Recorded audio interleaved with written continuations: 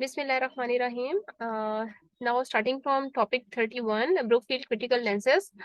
अच्छा, ब्रुकफील्ड ने हम 4 क्रिटिकल लेंसेज बताए जिसके बेसिस पर reflection an individual can do his on reflection. अब ये 4 लेंसेज कौन से थे? द नंबर 1 सेल्फ लेंस, ठीक है, selfless, studentless, peerless and the fourth one is the theoryless. Selfless में आप खुद ऑटोबायोग्राफी, ये ऊपर इसकी बिल्कुल हिंट्स लिखी हैं, और ऑन व्यू कि हमारा अपना क्या व्यू है अपने जो रिफ्लेक्टिव प्रैक्टिस या फिर हम अपने एक्सपीरियंस के बारे में हमारा अपना क्या पॉइंट ऑफ व्यू है। और हमारे स्टूडेंट्स, सेकंड पॉइंट में हमारे स्टूडेंट्स का क्या है। फिर आप अपने कोलीग्स की तरफ आ जाते हैं प्रोफेशनल लेवल पर कि आपके कोलीग्स का क्या पॉइंट ऑफ व्यू है about your teaching practice. And then fourth one, various theoretical perspective found in educational literature कि आप theory में according to literature या फिर according to theory जो studies हैं या फिर bookish knowledge है उसके accordingly आप अपने आप को कैसे reflect करते हैं या आपकी teaching practice किस तरह से present हो रही हैं। These are the 4 lenses कि आप अगर इन 4 lenses को यूज करके रिफ्लेक्शन करते हैं तो ब्रुकफील्ड कहता है कि आप एक क्रिटिकल रिफ्लेक्शन कर सकते हैं अपनी। Now next, reflection becomes critical when teachers consider how power sports and also distorts educational process। कि अब आप जो रिफ्लेक्टिव प्रैक्टिस है ये क्रिटिकल कब होती है? जब आप एक पावर को भी कंसिडर करें और ऑल्सो डिस्टॉर्ट्स एजुकेशनल प्रोसेस के आप ये भी कंसिडर करें कि जो आपका एजुकेशनल प्रोसेस है या आपकी जो टीचिंग प्रैक्टिस है वो डिस्टॉर्ट कैसे हो रही है, खराब कैसे हो रही है। तो बुकफील्ड के ये 4 लेंसेज अप्लाई करके आप की जो क्रिटिकल एनालिसिस है या क्रिटिकल रिफ्लेक्शन है उसमें क्या क्या इंप्रूवमेंट आ सकती है कि या फिर आप इसमें कौन कौन से स्ट्रेटजीज हैं अप्लाई कर सकते हैं which were being suggested by the Brookfield. इसमें स्ट्रेटजीज 3 स्ट्रेटजीज अप्लाई की गई थी। क्रिटिकल इंसिडेंट क्वेश्चनर कि आप एक क्वेश्चनर डिजाइन कर लें और उस पर आप फीडबैक लें अपने स्टूडेंट्स का, अपने कोलीग्स का, या क्रिटिकल प्रैक्टिस ऑडिट आप कर लें। ऑडिट में यही होता है कि जो आपके सराउंडिंग पीपल है उनका पॉइंट ऑफ व्यू क्या है about your teaching practice which you are applying while teaching them. Brookfield CIO which guide journal writing as reflective practice. और ब्रुकफील्ड ने ये एक्चुअली CIO अपना एक क्वेश्चन डिजाइन किया हुआ है ये फॉर रिफ्लेक्टिव प्रैक्टिस के आप इस क्वेश्चन को यूज करके अपनी रिफ्लेक्टिव प्रैक्टिस चेक कर सकते हैं। क्रिटिकल इंसिडेंट क्वेश्चनर, अब इसमें क्रिटिकल इंसिडेंट क्वेश्चनर अगर आप क्वेश्चनर डिजाइन करते हैं तो वो किन चीजों पर मुश्तमिल होता है। इनमें at what moment in class did you feel, अब ये इस तरह के क्वेश्चंस होंगे जिसका आंसर आप करके रिफ्लेक्ट कर सकते हैं अपनी टीचिंग प्रैक्टिस को कि क्लास में ऐसा कौन सा लम्हा था जिसमें आप बहुत ज्यादा इन्वॉल्व हुए वाइल टीचिंग, और ऐसा कौन सा लम्हा था where you most distant from what was happening के क्लास में क्या हो रहा है या फिर आपका जो एक्चुअली ऑब्जेक्टिव है उससे आप कब डिस्टेंस हो गए, आपको ऑब्जेक्टिव फुलफिल नहीं कर पाए। What action that anyone teacher और student took did you find most informing और हेल्पफुल, ऐसा कौन सा स्टेप है जिसमें आपको फील हुआ कि आप ज्यादा हेल्पफुल साबित हो रहे हैं for the students and students are understanding what you are saying to them. What action that anyone did you find most puzzling और कंफ्यूजिंग, और कंफ्यूजिंग या पजलिंग पॉइंट कौन सा था और सरप्राइजिंग पॉइंट कौन सा था। नाउ ब्रुकफील्ड के मॉडल में 4 लेंसेज थे। Next is the Johannes model. इसमें इसने 2 एस्पेक्ट्स को कंसिडर किया, इनमें से look in and look out, 2 aspects इसने स्टडी किए, ठीक है, व्हाइल डूइंग क्रिटिकल रिफ्लेक्शन या स्ट्रक्चर रिफ्लेक्शन। लुक इन में कि आप की जो थॉट्स हैं या इमोशंस हैं within yourself, what are you thinking about yourself, that is the looking in. Looking out क्या है कि वो इमोशंस या थॉट्स जो सराउंडिंग की वजह से, इन्वायरमेंटल फैक्टर्स की वजह से आप में डेवलप हो रहे हैं, they are the look out, ठीक है। तो looking in, find a space to focus on self, pay attention to your thoughts and emotions, आप अपनी थॉट्स या इमोशन पर अटेंशन अटेंटिव होते हैं। Write on thoughts and emotions that are significant in realising desirable work, कि जो significant आपकी thoughts हैं या इमोशंस हैं जो आपको लग रहा है कि आपको काम को अफेक्ट कर रहे हैं, आप वो मेंशन कर लें। देन लुक आउट में क्या है, जो सराउंडिंग वो तमाम उस तमाम चीजों की डिस्क्रिप्शन है जो आपके थॉट्स या इमोशन को सराउंड कर रहे हैं। इसमें 4 एस्पेक्ट्स आते हैं, aesthetics, personal, ethics and empirics. Aesthetic में क्या आता है कि आप ऐसा क्या है जो अचीव करना चाह रहे थे, why did I respond as I did, के जैसा मुझे रिस्पॉन्स करना चाहिए था मैंने वैसा क्यों रिस्पॉन्स किया। ये एस्थेटिक एस्पेक्ट आ जाता है कि आपके इमोशंस जो आपको फील हो रहा है या आप जो सोच रहे हैं वो किसकी वजह से हो रहा है, ठीक है? आप उसका एक्चुअली इटियोलॉजिकल या पॉजिटिव फैक्टर क्या है, पर्सनल क्या है, why did I feel the way I did with in the situation, मुझे ऐसा क्यों फील हुआ कि मैं उस सिचुएशन में क्यों फॉल हुआ। अगर कोई बैड सिचुएशन या फिर स्टूडेंट अंडरस्टैंड नहीं कर रहे, आप उसमें क्यों फॉल हुए, उसकी रीजन क्या थी। एथिक्स में क्या, did I act for the best, क्या मैंने बेस्ट परफॉर्म करने के लिए एक्ट किया है, या what factors were influencing me, and then empirics में what knowledge did or could have informed me, कि ऐसा कौन सा नॉलेज है जो के मुझे आना चाहिए या फिर स्टूडेंट को अंडरस्टैंड करने में डिफिकल्ट हो रही है और मुझे उस पर एफर्ट करनी चाहिए। दिस वाज द जोहास model, then Rolfe, Freshwater, Jasper. इन्होंने दी वॉट मॉडल दिया था, वॉट मॉडल, इनके मॉडल का नाम है दी वॉट मॉडल, ये एमसीक्यू के लिए भी आ सकता है। अच्छा, अब इस मॉडल में 3 एस्पेक्ट्स थे, what, so what and now what. कि क्या मींस एक्चुअल आप रिफ्लेक्ट किस पर कर रहे हैं, सो व्हाट क्यों वो रिफ्लेक्टिंग पॉइंट क्यों आया है, उसकी रीजन क्या है, एंड नाउ व्हाट के अब क्या होगा, इसका आगे स्टेप क्या है नेक्स्ट। फर्स्ट लेवल में क्या है, individual reflects on the situation in order to describe it, कि वो सिचुएशन पर रिफ्लेक्ट करता है उसको डिस्क्राइब करने के लिए। सबसे पहले डिस्क्रिप्शन आएगी, डिस्क्रिप्शन के बाद उसकी रीजनिंग आ जाएगी। सेकंड लेवल पे they construct their own personal theory of understanding about the event incident in order to learn from it, उसकी रीजनिंग होगी जिसके बेस पर वो लर्न करेगा। और फाइनल लेवल में क्या होगा, रिफ्लेक्ट ऑन एक्शन, कि जो वो एक्शन परफॉर्म कर चुका है, about what can be done, उस पर अब क्या फर्दर स्ट्रेटेजी या स्टेप अप या स्टेप डाउन प्रोसेस हो सकता है नेक्स्ट स्टेज में। डिस्क्रिप्टिव लेवल ऑफ रिफ्लेक्शन, इसमें word, so word and no word की फर्दर क्वेश्चनिंग दी हुई है। ठीक है, व्हाट कि आप रिफ्लेक्ट किस पे कर रहे हैं, सो व्हाट उसकी आप रीजनिंग फाइंड आउट करेंगे, एंड नाउ व्हाट आप उस पर स्ट्रेटजीज या फिर कोई इम्प्लीमेंट कोई स्टेप्स जो हैं वो फॉलो करेंगे to cater for that problem, और if the problem is existing. Then Rogers, Rogers ने हमें 4 पॉइंट्स दिए थे जिसमें इसने एक्सप्लेन किया था, जिसमें मेन जो था इसका कंसर्न वो था कि क्रिटिकल रिफ्लेक्शन को प्रोसीजरल वाइज या सिक्वेंशियल वाइज किस तरह से हम लेकर जा सकते हैं। तो इसने कहा इट कंसिस्ट ऑफ 4 फेजेस, ठीक है, रॉजर्स ने कहा 4 फेजेस है।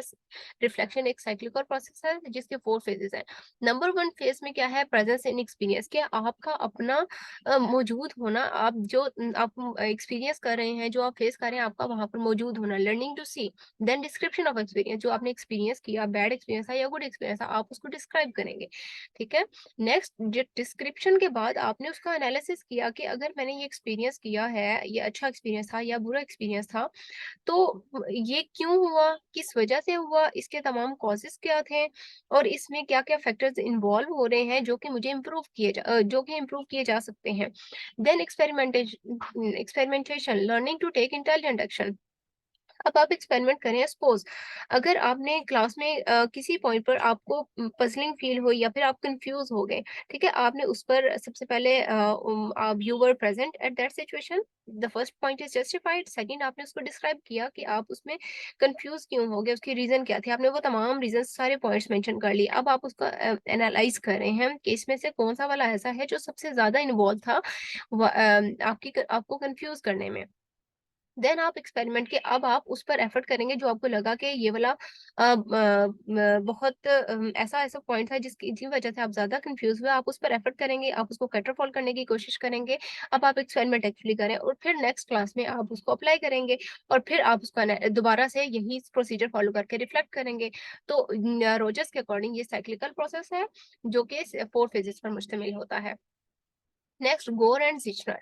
गोर एंड जिशनर ने हमें यहाँ पर तो इन्होंने 4 major aspects of your professional work दिया है, बट 3 इन्होंने एक्सप्लेन किए हैं। ठीक है, नंबर 1 एकेडमिक रिफ्लेक्शन के बारे में इसने कहा कि आप 3 टाइप्स की या 4 एस्पेक्ट्स प्रोफेशनल वर्क के रिफ्लेक्ट कर सकते हैं। नंबर 1 एकेडमिक रिफ्लेक्शन, जिसमें आप एकेडमिकली या जो एजुकेशनल एस्पेक्ट से या जो सिलेबस के एस्पेक्ट से जो आप पढ़ा रहे हैं आप उस पर रिफ्लेक्ट करें। नंबर 1 डेवलपमेंटल रिफ्लेक्शन, कि आप स्टूडेंट्स को पढ़ा रहे हैं अगर, तो आप बुक पढ़ा रहे हैं या स्टूडेंट को पढ़ा रहे हैं, मीन्स के बुक पढ़ाने के साथ साथ आपने स्टूडेंट की डेवलपमेंट करनी है। तो डेवलपमेंटल रिफ्लेक्शन, कि आपका कितना हाथ डेवलपमेंटल रिफ्लेक्शन की डेवलपमेंट पर था।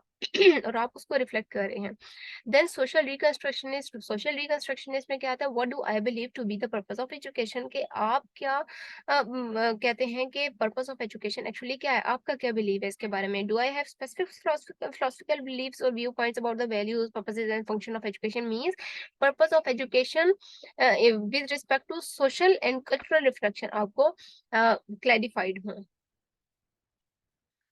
तो आप अगर इस पर रिफ्लेक्ट करते हैं, ये 3 एस्पेक्ट्स हैं जो कि ज़िस्टर ने हमें दिए थे। देन गिब्स रिफ्लेक्टिव साइकिल इसने हमें 4 एस्पेक्ट्स को जज किया था।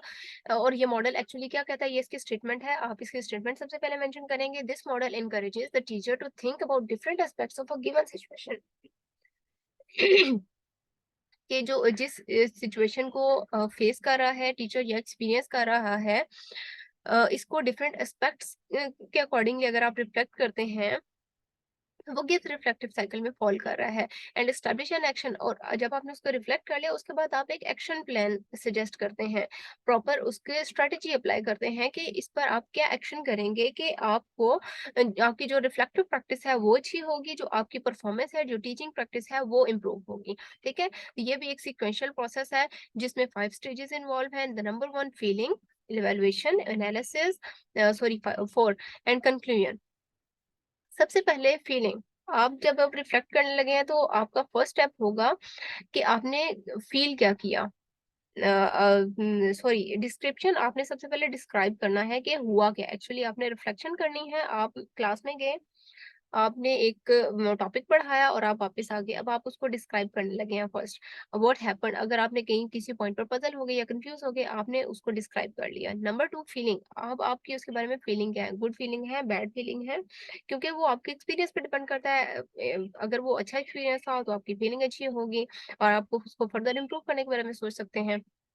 नेक्स्ट वैल्यूएशन, अब आप उसको वैल्यूएट करेंगे कि जो आपने एक्सपीरियंस किया वो गुड था, बैड था। अगर तो वो गुड था तो वो गुडनेस के किस लेवल पर था या बैडनेस के किस लेवल पर था, आपने उसको वैल्यूएट कर लिया। अब एनालाइज किया, what sense can you make of the situation. अब जो सिचुएशन आपने एक्सपीरियंस की, आप उससे एनालाइज क्या कर रहे हैं कि आप उसको कि उसमें जो अच्छा गया था उसकी रीजनिंग क्या थी, जो बुरा गया उसकी क्या रीजनिंग थी। ठीक है, आपने अब एनालिसिस किया, और एनालिसिस के बाद सिग्निफिकेंट फैक्टर्स कौन से थे जो इसमें इन्वॉल्व हो रहे थे in causing in making you confused.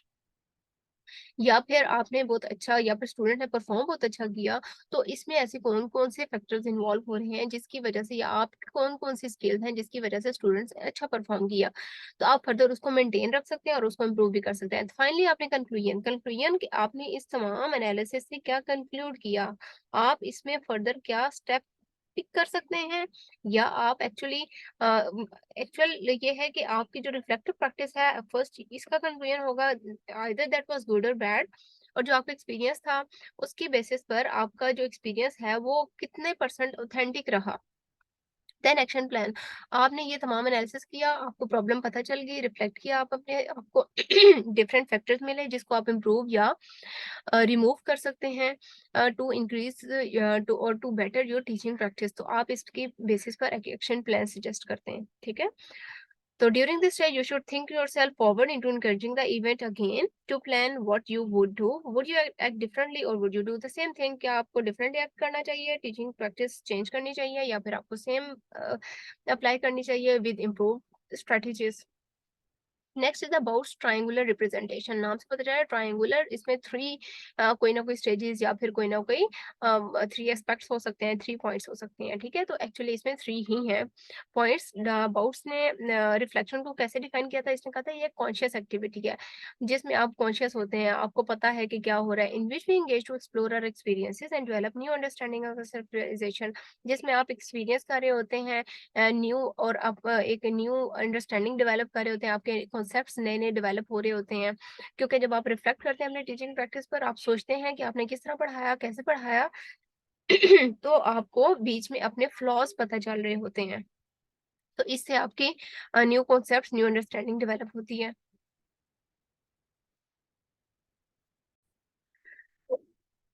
Triangular representation में 3 पॉइंट्स है, लर्निंग प्लस रिफ्लेक्शन, और ये दोनों मिलकर आपको एक्सपीरियंस गेन कर रहे होते हैं।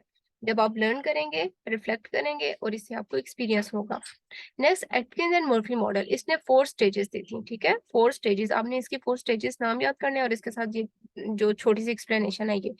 अवेयरनेस ऑफ नंबर 1 स्टेज में इसने क्या किया, रिफ्लेक्शन को कहा कि awareness of uncomfortable feelings usually due to new unfamiliar और नेगेटिव सिचुएशन, कि आप ने एक टॉपिक पढ़ाया और अब आप उसके बारे में बेसिकली ये सारे मॉडल एक ही पॉइंट पर रिलाई करते हैं, जस्ट डिफरेंट वे से हर किसी ने एक्सप्लेन किया हुआ है।